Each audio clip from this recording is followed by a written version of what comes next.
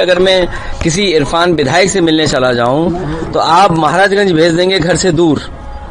कोई हमारी पार्टी का करीब है तो उसके झूठे मुकदमे लगा देंगे।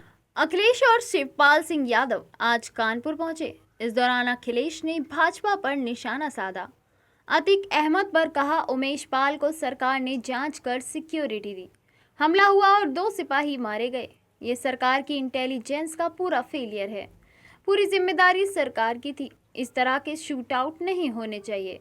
सारस पक्षी को लेकर अखिलेश ने कहा, यह सरकार बेजुबान पक्षी से भी बदला ले रही है।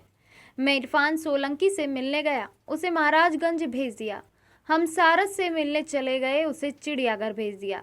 मैं अब सरकार के अधिकारियों से भी मिलूंगा। सरकार को चाहिए कि उन्हें भी जेल में डाल दिया जाए। अखिलेश ने कहा कि सरकार सारस और बारासिंगा के लिए सफारी बनाने जा रही है। अगर वाकई में किसी जानवर के लिए बनाना ही है तो सांड सफारी बना दो, क्योंकि कोई दिन नहीं बीतता जब सांडों की वजह से किसी की जान न जा रही हो। अखिलेश ने खटीक समाज के सम्मेलन में जातिगत जनगणना की वकालत करते हुए कहा कि इस रास्ते से ही देश में राम राज्य आएगा। सभी समाज को एकजुट होने की जरूरत है। 2024 का चुनाव संविधान बचाने का आखिरी चुनाव है। इसके बाद मौका नहीं मिलेगा। इन लोगों में जागरूकता फैल गई है कि जो संविधान हमें बाबा साहब ने दिया है उसे ये सरकार खत्म कर सकती है। अखिलेश यादव ने कहा कि सरकार कह रही है कि $1 ट्रिलियन इकोनॉमी बनाएंगे। बीजेपी के लोग कह रहे हैं तो हो सकता है कि बड़ी बात हो। सरकार बताए कैसे बनाएंगे। सरकार ने अपनी छठी मनाई, कहा कि प्रति व्यक्ति आय दोगुनी कर दी जाएगी, जबकि लोग यहाँ बेरोजगार घूम रहे हैं। धरातल पर कुछ भी नहीं है। सरकार से टाई शूट पहने हुए कुछ लोग मिल गए, उनसे MOU कर लिया। सरकार ने आने वाले चुनाव में प्रचार के लिए 2000 करोड़ रुपए रखे हैं, हमारे आपके पास नहीं है।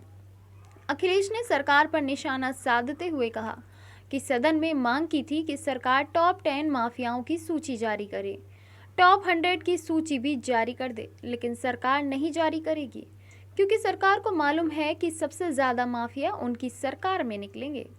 CSGM यूनिवर्सिटी VC प्रोफेसर विनय पाठक पर कहा कि अब तक के सबसे भ्रष्ट वाइस चांसलर आए हैं। अडानी के मुद्दे पर केंद्र सरकार को घेरते हुए कहा कि एक रिपोर्ट आई है और जनता का पूरा पैसा डूब गया। भाजपा को अपने मित्र अडानी की मदद करने के लिए खुलकर सामने आना होगा। अखिलेश ने सारस पक्षी और जेल में बंद इरफान सोलंकी का भी जिक्र किया। उन्होंने कहा कि मैं जिससे मिलने चला जाता हूं, सरकार उसे जेल में डाल देती है। मैं अब उन भ्रष्ट अधिकारियों के पास भी जाऊंगा। देखते हैं सरकार उनके खिलाफ कोई एक्शन लेती है या नहीं। अखिलेश यादव कार्यक्रम से निकलने के बाद चिड़ियाघर पहुंचे। उनके साथ आरिफ भी थे। उन्हें ऑनलाइन सारस को दिखाया। सारस को देखने के बाद अखिलेश यादव ने मीडिया से बातचीत की।